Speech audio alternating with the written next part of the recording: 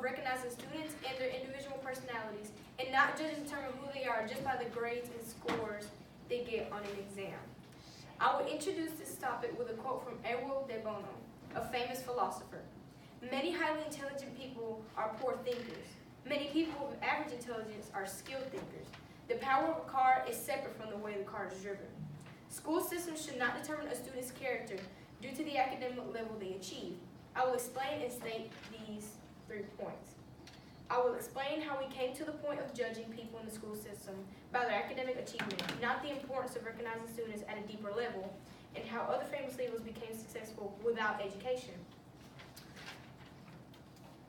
First, it is wrong how the school system forms and molds a person because of the types of scores they receive on schoolwork.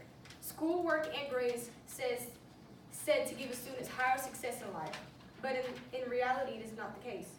Many students tend to fall in a slave state when it comes to the grades, stated by blog.campchampions.com.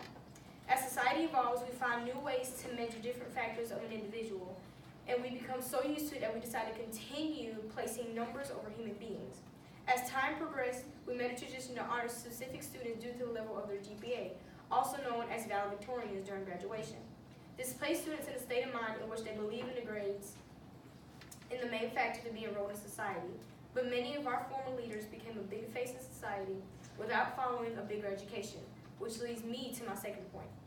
As stated by a famous Indian activist known as Mahatma Gandhi, literally education is of no value if it is not able to build up a sound character. Yes, education is very important to people who want to have a higher percentage of being successful, but it doesn't always determine if you will fail or actually make it somewhere in life. For example, many street performers with an unbelievable amount of talent tend to not have an education, but can be successful in life with their skills presented as they grew with it. Not only performing arts, but comedians turn into inspirational people, such as Ellen DeGeneres. She didn't graduate college and pursued her passion, which was comedy, and then ended up hosting her own TV show, also known as Ellen TV. Character and personal passion isn't constructed from education, but from the individual, which leads me to my last point. Students deserve to get recognized for who they are as people, not by the ranks in the class or they see the God on their math test.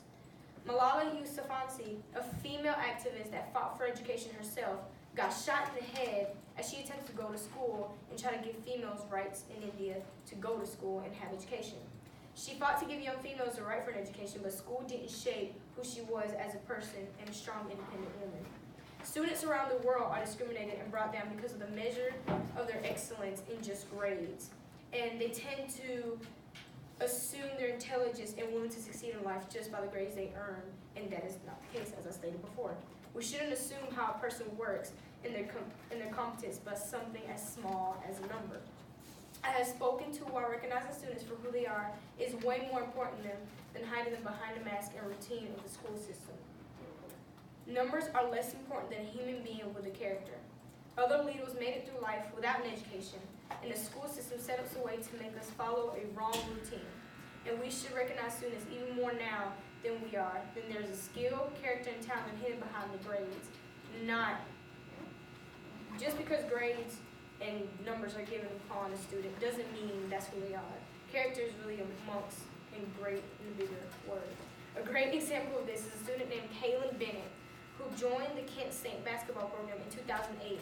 In 2018, due to his skills, and he earned a basketball scholarship.